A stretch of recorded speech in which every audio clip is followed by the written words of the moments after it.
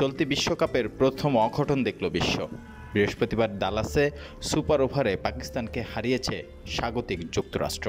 সাবেক বিশ্ব চ্যাম্পিয়ন পাকিস্তানকে হারানোর পর উচ্ছ্বাসে মেতেছে পুরো যুক্তরাষ্ট্র দল। দলের অধিনায়ক মোনাক্কো প্যাটেল ম্যাচ শেষে বলেছেন, কন্ডিশনের সঠিক ব্যবহার করেছে তারা। বিশ্বকাপের মঞ্চে পাকিস্তানের মতো পরাশক্তির বিপক্ষে ক্রিকেটে নবীন যুক্তরাষ্ট্রের জয়। ডালাসের গ্র্যান্ড পেরি স্টেডিয়ামে দিনটি যুক্তরাষ্ট্র ক্রিকেটের জন্য স্মরণীয় হয়ে থাকবে। মুদ্রার উল্টো পিঠে পাকিস্তান ক্রিকেটের জন্য একটি হতাশার দিন ছিল।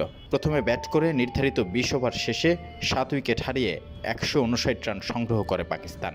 সেই রান তাড়া করতে নেমে শুরু থেকেই জয়ের পথে থাকলেও 159 রানেই আটকে যায় যুক্তরাষ্ট্র।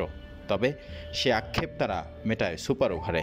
প্রথমে ব্যাট করে অভিজ্ঞ পেসার মোহাম্মদ আমিরের ওভারে 1 উইকেট হারিয়ে 18 রান তুলে নেয় তারা।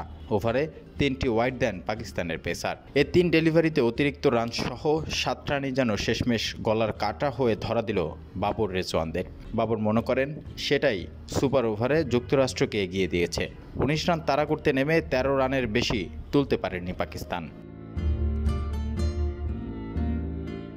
পাকিস্তানের বিপক্ষে ঐতিহাসিক জয়ের পর যুক্তরাষ্ট্রের অধিনায়ক মোনাক্কো প্যাটেল বলেন, এটা একটা বড় প্রাপ্তি। প্রথমবার খেলতে নেমেই পাকিস্তানকে হারানো।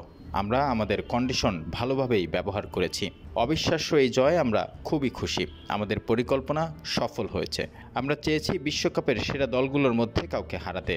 আজ আমরা সেটাই করতে পেরেছি। এদিকে হারের পর বাবরের কণ্ঠে যেন হতাশার বাণী। পাকিস্তানের অধিনায়ক বলেন, আপনি যখন কোনো টুর্নামেন্ট খেলতে আসবেন অবশ্যই সেরা প্রস্তুতি নিয়ে আসেন। ছোট দল পেলে আপনি মানসিকভাবে কিছুটা হালকা অনুভব করতে পারেন, কিন্তু পরিকল্পনা যদি বাস্তবায়ন না হয় তাহলে যেই দল হোক ব্যর্থ হবেন।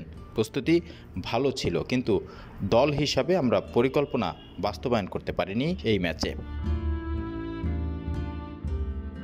রিপন হোসাইন, ঢাকা মেইল।